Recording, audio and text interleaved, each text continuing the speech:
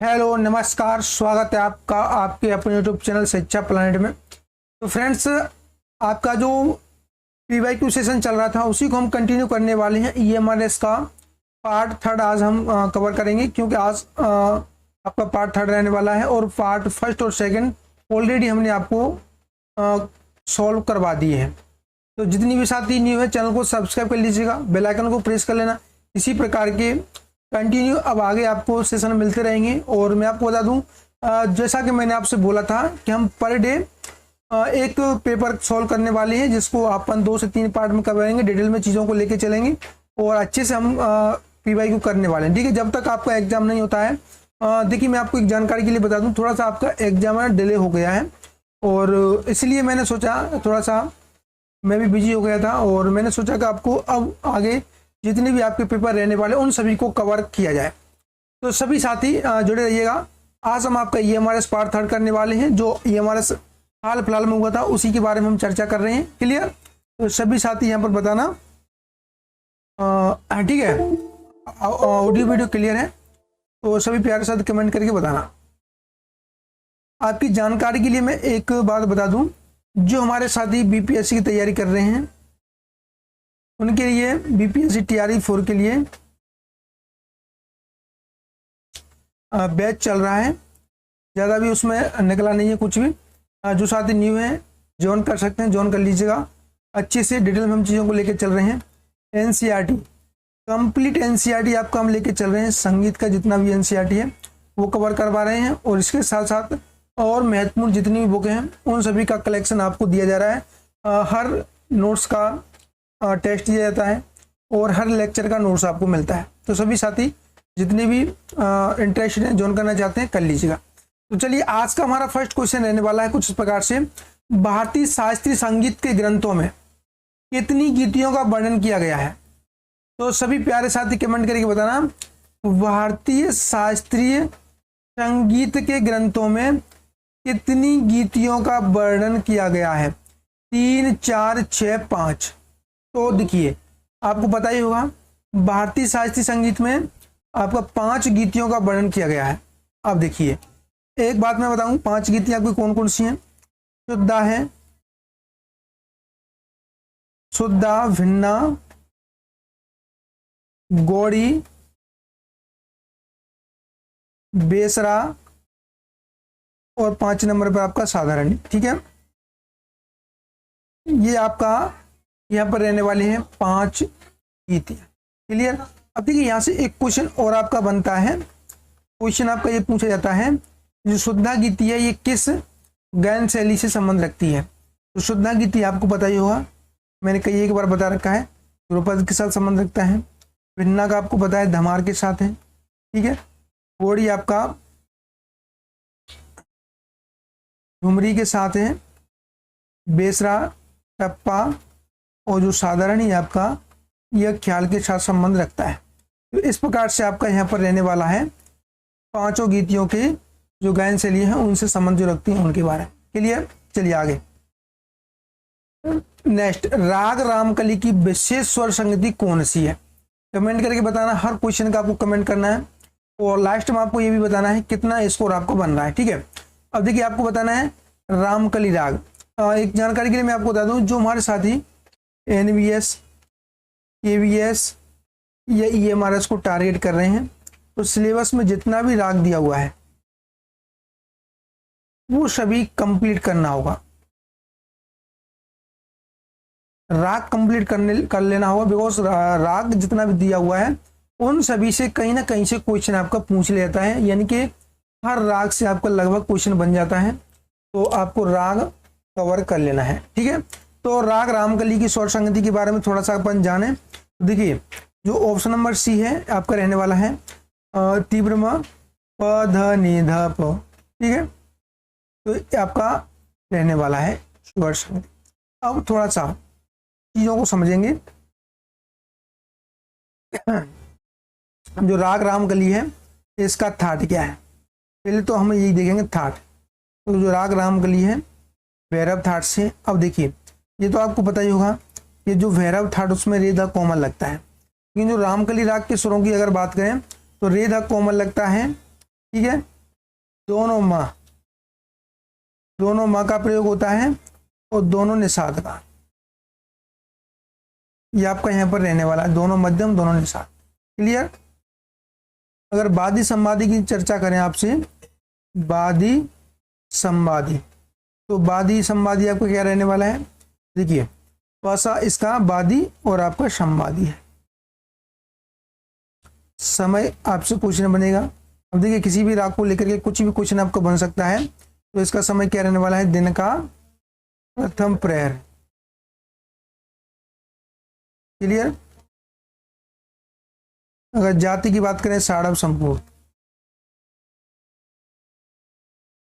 तो इसकी जाति रहने वाली है साड़व संपूर्ण। अगर स्वर संगति की बात करें तो म प ध प म प ध नि ध प।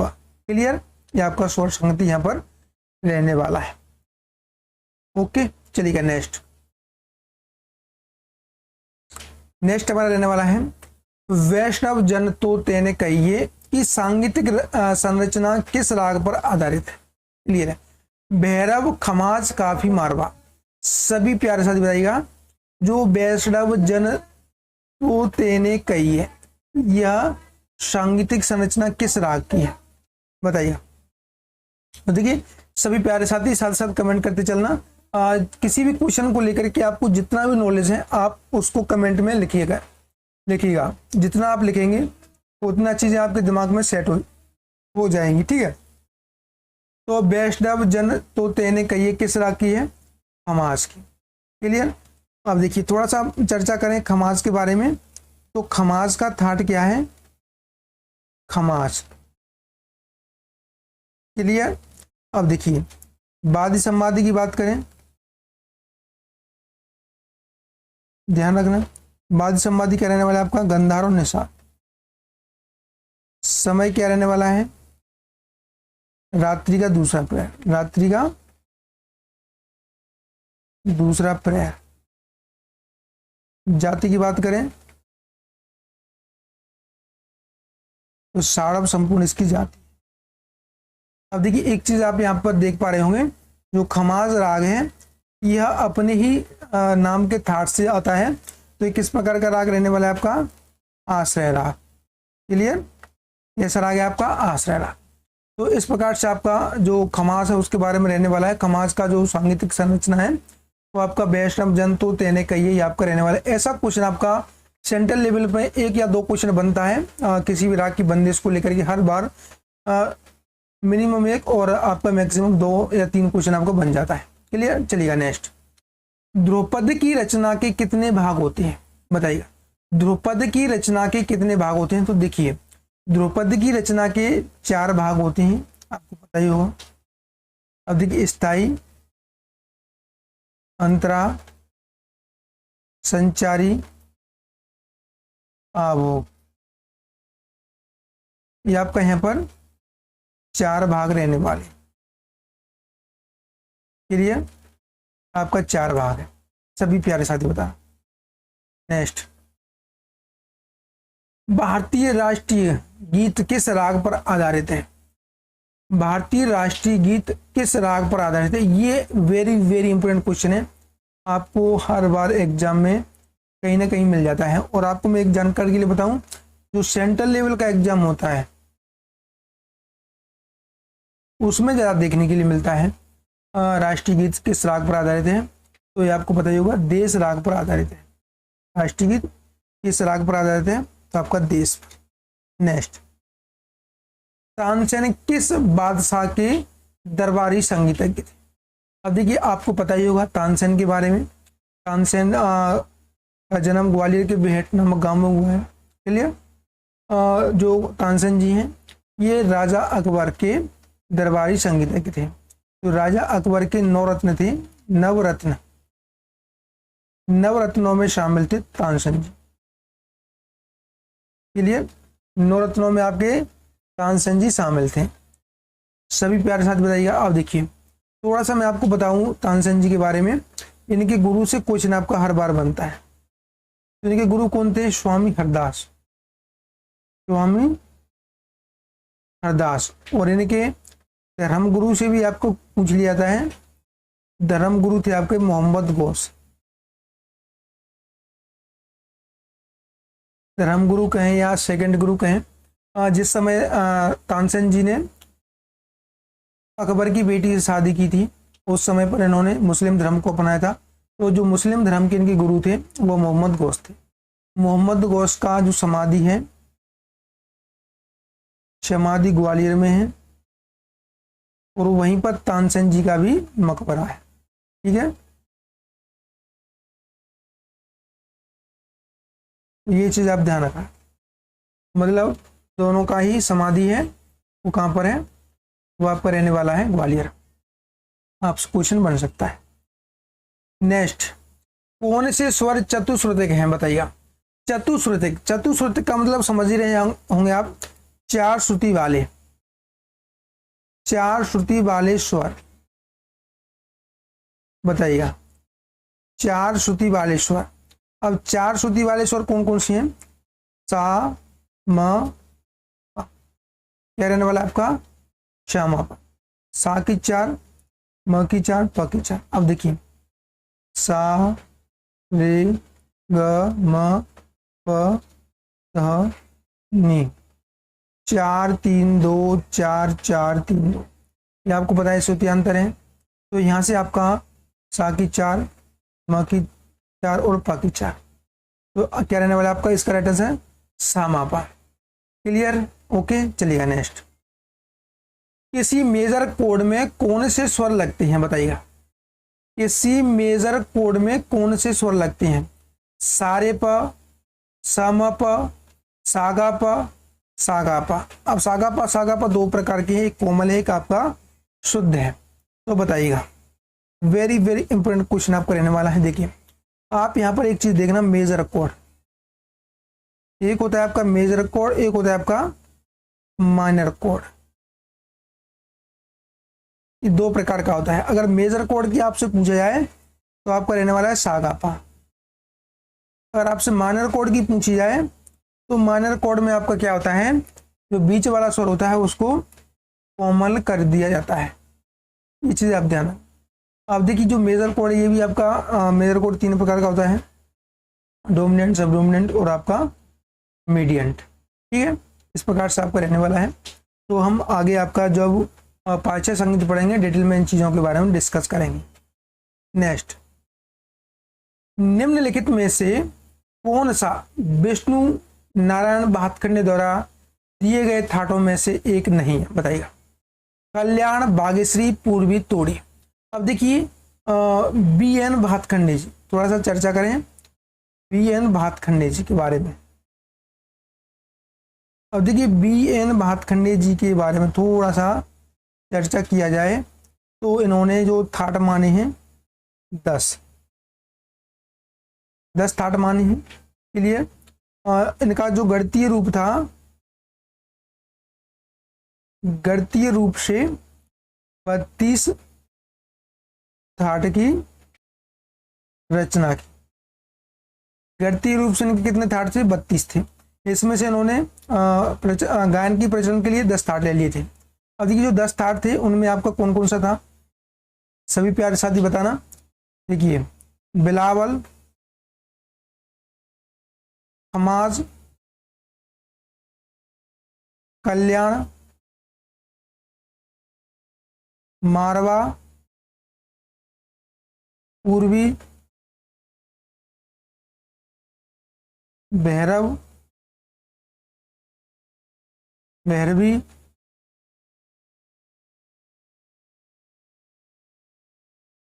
आसावरी, तोड़ी, काफी। इस प्रकार से आपके 10 रहने वाले हैं। अब आप यहाँ पर देख सकते हैं, देखिए, कल्याण है, पूर्वी है, तोड़ी है, लेकिन बागेश्वरी आपका कोई थाट नहीं है। तो इसका राइट आंसर हो जाएगा आपका ऑप्शन नंबर बी। क्या हो जाएगा आपका?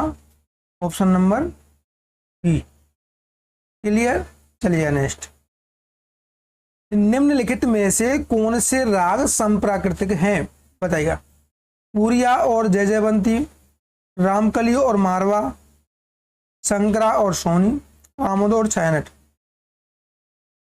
समप्राकृत राग, समप्राकृत राग का मतलब होता है मिलते जुलते राग। तो कौन कौन से रहने वाले हैं देखिए, आप यहाँ पर देख पा रहे हैं कामोद और छानट दोनों क्या है, समप्राकृत राग है। अगर इनके थाट की बात करें, देखिए थाट की चर्चा करें तो दोनों का थाट क्या रहने वाला है, कल्याण। कौन सा थाट है आपका, कल्याण। अगर अपन बात करें वादी संवादी के बारे में, वादी संवादी क्या रहने वाला है, तो देखिए जो आपका कामोद है उसका पर्य है, छानट का रेपा है। अगर समय की बात करते हैं तो रात का प्रथम प्रहर, ठीक है, रात का प्रथम प्रहर। अगर जाति की बात करें तो इसकी जाति क्या रहने वाली है आपका, संपूर्ण संपूर्ण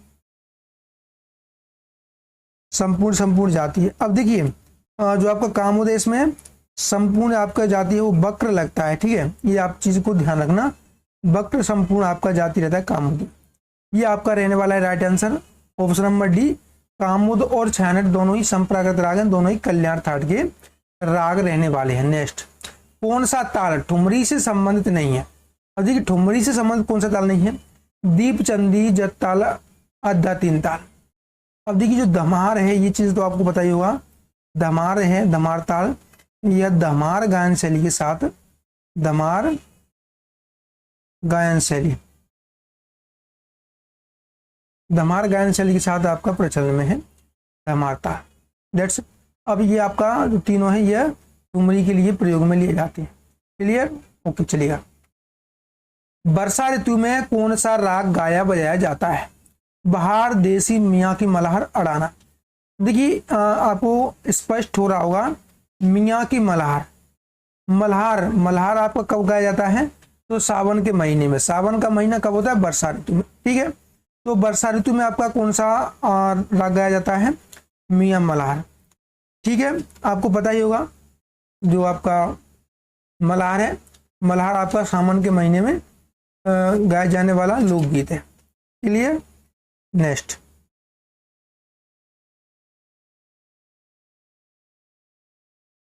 राग गौड़ सारंग किस थाट से संबंधित है, राग गौड़ सारंग किस थाट से संबंधित है, मारवा, कल्याण, पूर्वी, तोड़ी। बताइएगा गौड़ सारंग किस थाट से संबंधित रखता है। देखिए गौड़ सारंग आपका महत्वपूर्ण क्वेश्चन आपका कल्याण थाट का है, ठीक है। गौड़ सारंग आपका किस थाट का है, कल्याण का। नेक्स्ट, रागों का कौन सा जोड़ा समान थाट से संबंध रखता है, रागों का कौन सा जोड़ा समान थाट से संबंध रखता है, अड़ाना और दरबारी, ललित और बहार, मुल्तानी और देसी, तोड़ी और विवास। बताइएगा, सभी प्यारे साथी कमेंट करके बताइएगा।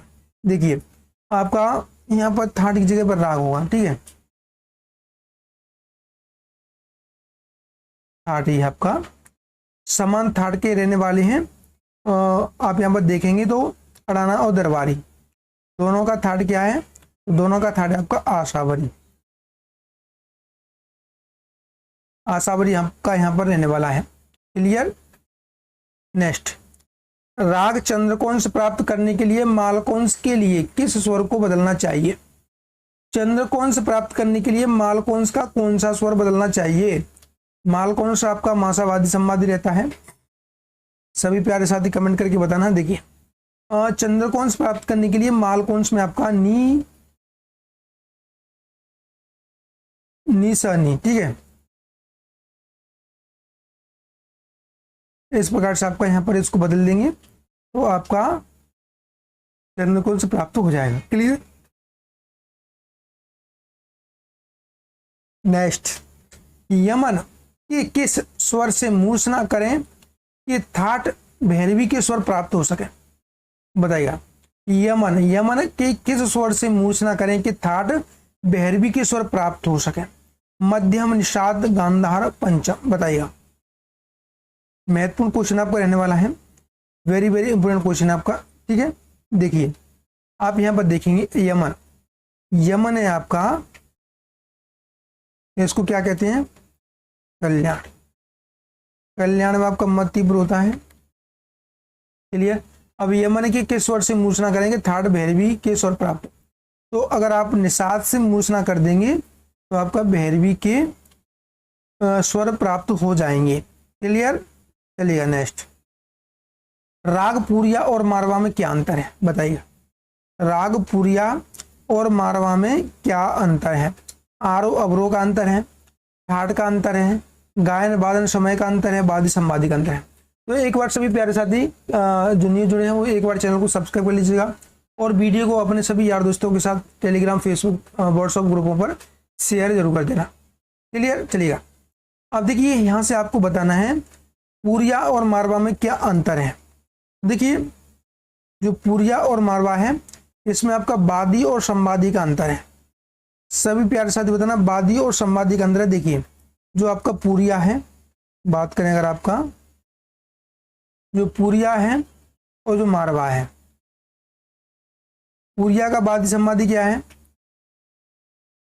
देखिए गंधार और निषाद है, और मारवा का वादी संवादी क्या है, ऋषभ और देहवत है। ये अंतर है, बाकी सभी चीजें सेम है, गायन समय सेम है, थाट सेम है और आपका आरोह अवरोह भी सेम है। Clear. Next,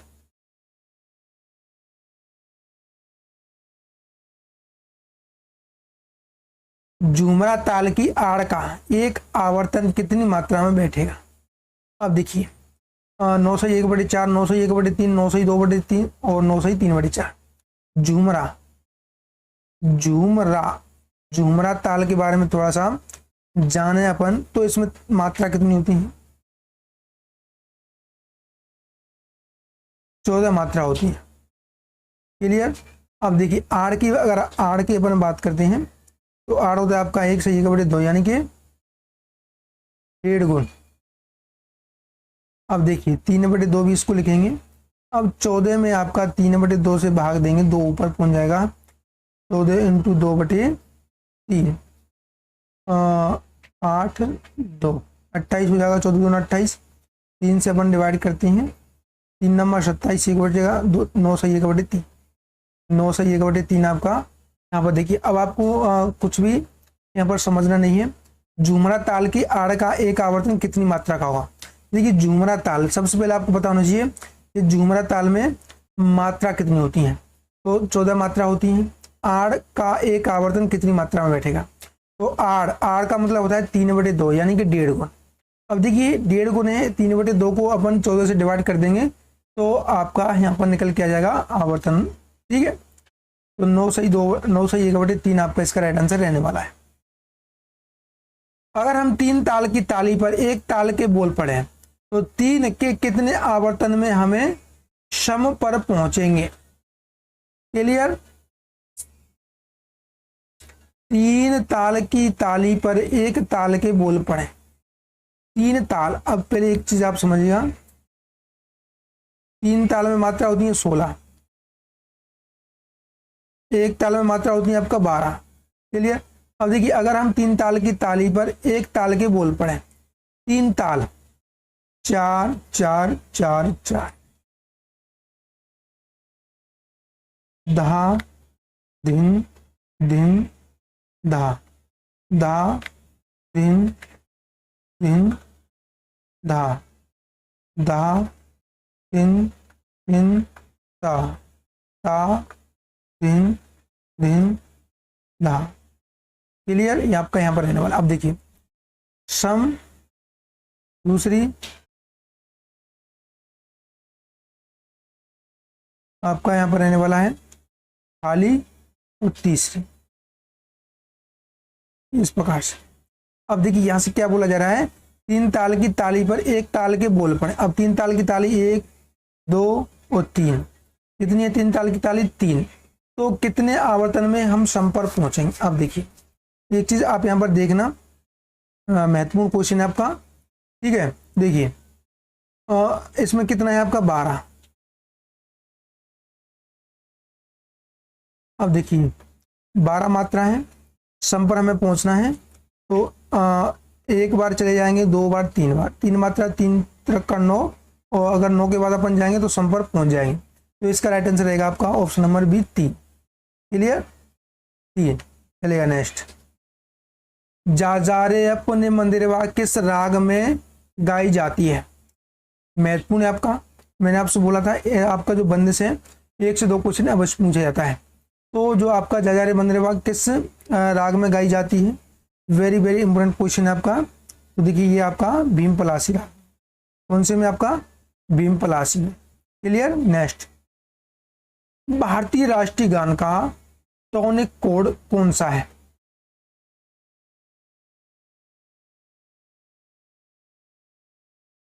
minor code, major code, suspending code, augmented code, बताइएगा। राष्ट्र गान का टोनिक कोड कौन सा है?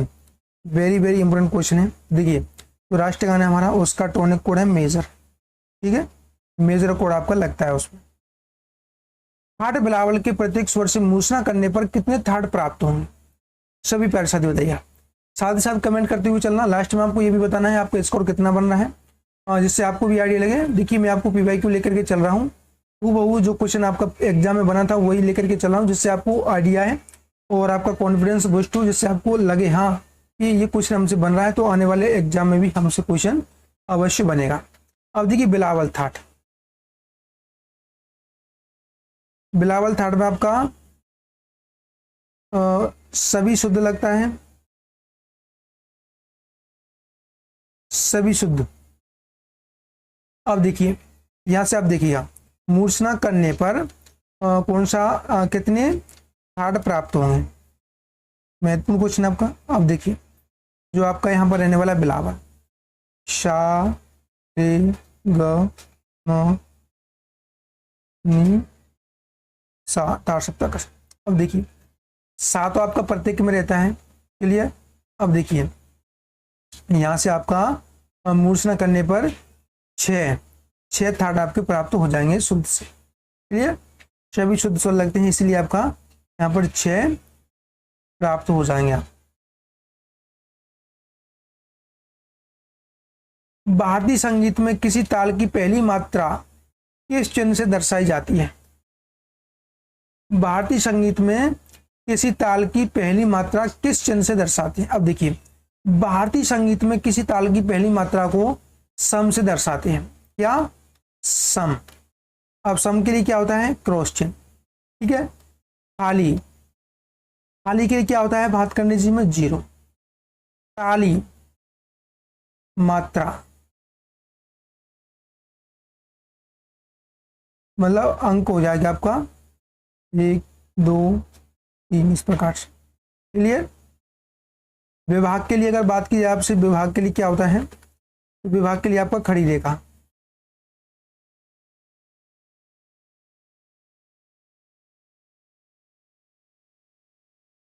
ठीक है। नेक्स्ट, कुछ भी आपको किसी भी क्वेश्चन को लेकर के कुछ भी पूछना हो तो आप कमेंट कीजिएगा। नेक्स्ट जो वीडियो में लेकर के आऊँगा उसमें आपके सभी के सभी डाउट क्लियर कर दूँगा। ठीक है। राग यमन में मध्यम और निषाद वर्जित कर देने से किस राग की प्राप्ति होगी? बताइए। राग यमन में मध्यम और निषाद वर्जित कर देने से किस राग की प्राप्ति होगी? सभी प्यारे साथी बताइएगा।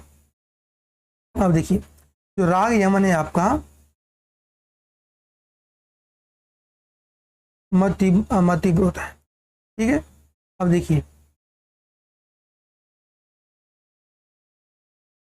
अब देखिए यहां से आपका मध्यम और निषाद वर्जित कर देने से किस राग की प्राप्ति होगी? तो आपका भूपाली राग। ठीक है। कौन सा राग प्राप्त होगा? आपका भूपाली राग। तो यहां से आपका नेक्स्ट, ताल पंचम सवारी की चौगुन का एक आवर्तन कितनी मात्रा में आएगा? अब देखिए ताल पंचम सवारी के बारे में चर्चा करते हैं। पंचम सवारी, पंचम सवारी में मात्रा आपका 15 मात्रा हो जाएंगी। अब 54 आपसे पूछा है, 15 में 4 का अपन डिवाइड करेंगे। देखिए 4 3 12। चलिए 4 3 12 कितना बचा? 3। समझ लगाएंगे, 0 बढ़ाएंगे। 4 7 28, 2 बचा 0, 4 5 20, 3.75। अब देखिए यहाँ पर हम आपको सोच रहे होंगे कि सर आपने सही बटे के रूप में क्यों नहीं लिखा? क्योंकि यहाँ पर ऑप्शन में आपका पॉइंटों में दिया हुआ है तो अपन पॉइंटों में निकाल रहे हैं। अगर पॉइंटों में नहीं रहता सही भिन्न के रूप में रहता तो अपन भिन्न के अकॉर्डिंग इसको निकालते। तो इस प्रकार से आपका यहाँ पर रहने वाला है 25 क्वेश्चन। ठीक है, पार्ट फर्स्ट और पार्ट सेकंड तो ऑलरेडी हमने आपको सॉल्व करवा दिया है EMRS का। आज आपका पार्ट थर्ड भी कंप्लीट मैंने करवा दिया है। अब देखिए, अब यहाँ से आपका EMRS कंप्लीट हो जाता है। लेटेस्ट में जो सेंट्रल लेवल का एग्जाम हुआ है वो आपका EMRS हुआ है। तो आपको इसको अच्छे से समझ लेना है, इसका पैटर्न समझ लेना है, कहाँ से क्वेश्चन किस प्रकार से पूछा जा रहा है। तो आप इसको समझिएगा, सोचिएगा। जो हमारे साथ EMRS KVS NVS की तैयारी करें उनके लिए बहुत ज़्यादा महत्वपूर्ण यह सेशन रहने वाला है। तो सभी साथी अच्छे से इसको देखिएगा। हो सके तो नोट्स बना लेना। किसी भी क्वेश्चन को लेकर आपको कन्फ्यूजन है तो कमेंट जरूर करना। तो आज के सेशन में इतना ही रखता हूँ। सभी साथी अपना स्कोर जरूर शेयर करना कि आपका आउट ऑफ 25 कितना स्कोर बन रहा है और आगे आपकी किस प्रकार की तैयारी चल रही है। देखिए, कुछ समय से क्लास नहीं हो रही थी बट अब रेगुलर आपकी क्लास रहने वाली। तो आज के सेशन में इतना रखते हैं। सभी साथी अपना ख्याल रखिएगा, अच्छे से तैयारी करते रहिएगा। मिलते हैं नए सेशन में। जब तक के लिए जय हिंद, जय भारत।